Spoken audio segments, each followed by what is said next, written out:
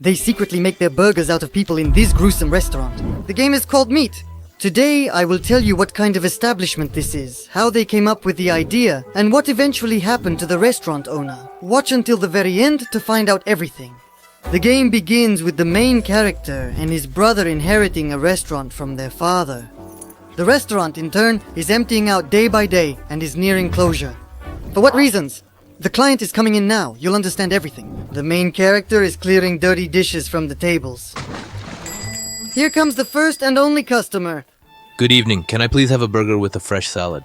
Good evening. Sorry, sir. We don't have any fresh meat available. Now you see why the restaurant is failing. They don't have any meat? The main character, in despair, goes back to the kitchen. And there he notices his brother Chris, who has somehow ended up in the same place. Together, they come to the realization that the restaurant is teetering on the verge of bankruptcy. However, they can't allow that to happen because this restaurant was their father's whole life and legacy. We ran out of money because meat is very expensive. No meat available, no burgers, no customers. Additionally, they haven't paid their bills for 2 months. And suddenly one of the younger brothers gets an ingenious idea. We need fresh meat to make tasty burgers. Could we possibly get it for free? The main character asks, How are we going to get free meat without paying? It's simple. You kill people and bring them to me, and I'm making burgers. It would seem like a madman's idea. But the main character eventually agrees. For he saw absolutely no other way out of the situation. The main character, Jerry, with his older brother's permission, goes into his brother's van and carefully takes a revolver in order to hunt for some meat. And he heads off to some remote and isolated place where a lonely man lives in one of the rundown houses. As soon as the main character forcefully bursts inside, he fires several shots and kills the man instantly. He also makes sure to thoroughly check that there is no one else hiding in the house. He took the body and put it in the van's trunk. When he returned to the small diner, he carefully put it in the freezer. And while Jerry was stealthily carrying the heavy body, no one noticed him. This is to give you an idea of how unpopular the restaurant is. After Jerry hung the corpse on the rusty hook, he somberly headed towards his brother. You did it, brother. I thought you wouldn't have the courage. Together we will save this restaurant. Take a sharp knife, grab some fresh meat so I can make juicy burgers. And then the main character took a sharp knife and methodically began to skin the terrified person. These shots aren't the best quality, so I'd better blur them. When the gruesome deeds were done, Jerry took a piece of human flesh to his brother. The subsequent events take place a month later in the same restaurant. There's almost no meat left in the freezer, but the restaurant's business is absolutely booming. Here are burgers made from human flesh. And suddenly, a new client sounded. It turned out to be a young girl named Samantha. Hello, can I have a cheeseburger with fries, please? The customer's word rules. The young girl went to the designated spot and waited patiently for her burger from human flesh. The truth is, she didn't know about it. The main character carefully made a delicious burger and took it to a lovely lady. We see her eagerly devouring the juicy burger with gusto, unaware that it's made of human flesh. Willi's facts. Did you know that if you actually consume human flesh in reality, you will feel extremely nauseous and your body is very likely to reject such meat immediately? Although in the game, the girl was eating the burger with pleasure. Avoid consuming human flesh and remember that what's in the game isn't real. After the girl ate, the main character cleans up the establishment. And suddenly, another customer walks into the diner. This man ordered a burger with a salad. The main character approaches the counter, takes a clean plate, and carefully places a freshly made, steaming burger on it for the eagerly waiting customer. He was eating it with such appetite, while the main character went to check the meat supplies. And here's the problem. The restaurant is running out of meat, and Jerry needs to discuss it with his brother. The restaurant is doing exceptionally well, dear brother. Our father would be proud of us. Yes, but we're quickly running out of meat supplies. You need to bring plenty more meat, brother. This client is alone, he is the perfect target. And it might seem that brother has lost his mind, but the main character agrees to do it. We are both brothers, and now go and kill. Jerry takes a loaded gun and shoots the innocent customer in cold blood. Now delicious burgers will be freshly made from it for other waiting customers. The ruthless protagonist gruesomely skins a person and then takes a piece of their raw meat. We appreciate your help. You're saving our restaurant. Don't thank me. I'm doing this selflessly for our beloved father. Dad would be proud of us. And after that, the brother went to make burgers, while the main character went to wait for new customers. The bell rang.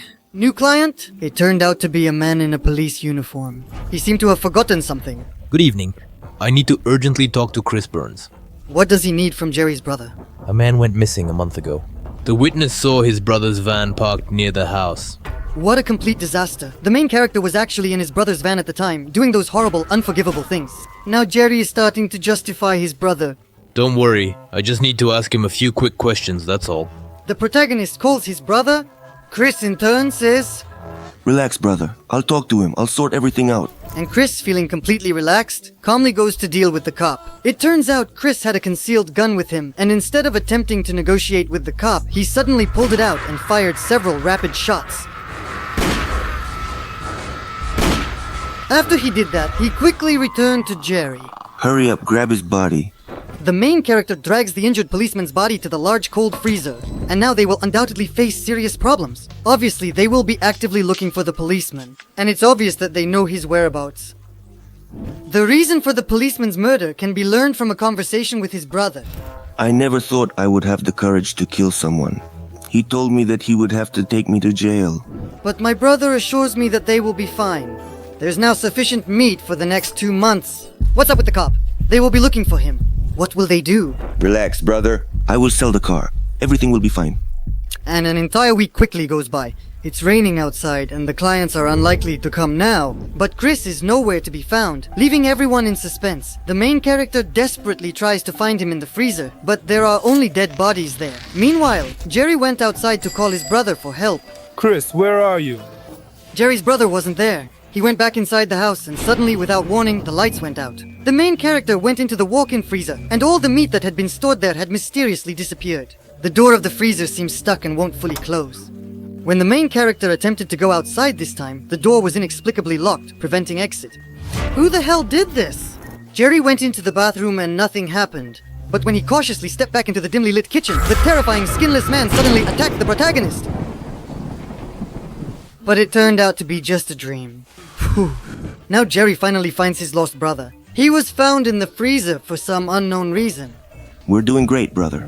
Very good. What exactly are you doing here, brother? You will freeze. It's hot, brother. I'm just chilling a bit.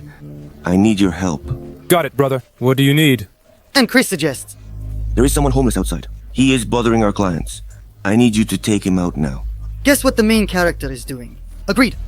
But it is necessary to kill him without using weapons, as it is very risky. And with the help, There's an axe in the bathroom. You can use it. Jerry goes to the bathroom and takes an axe from there. He steps outside and makes his way to the backyard, gripping an axe firmly and ready for action. The homeless man notices him and quickly runs away from the main character, but Jerry was much faster. Now he carefully takes his body and carries it over to the large freezer. Another supply. As the main character arrives at the establishment, a crowd of police officers is waiting at the entrance.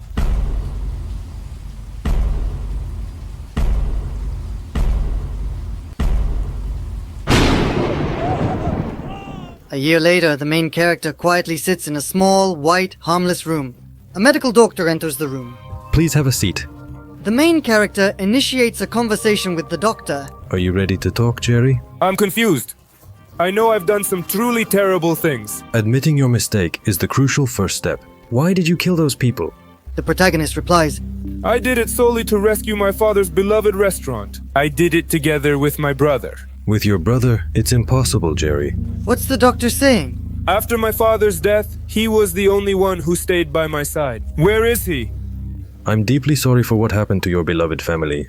This must be a huge trauma. I regret my actions deeply, but I couldn't bring myself to disappoint my brother. He also absolutely loved this restaurant. Are you referring to Chris Burns? Are you sure he was with you, Jerry? Yes, he was by my side the whole time. It was just the two of us together. What is the doctor talking about? Why is the main character in a mental hospital, not prison? Jerry, it's impossible.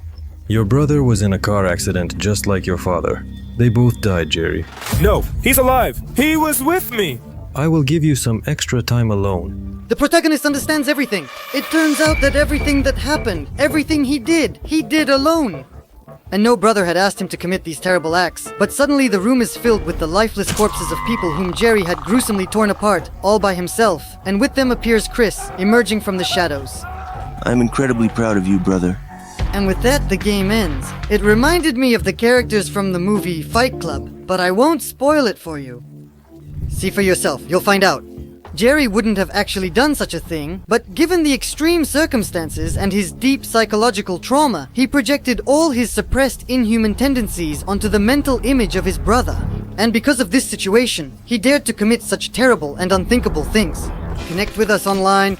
Spilly Willi, this was Willi here with you. Brother, but you truly do exist. Brother!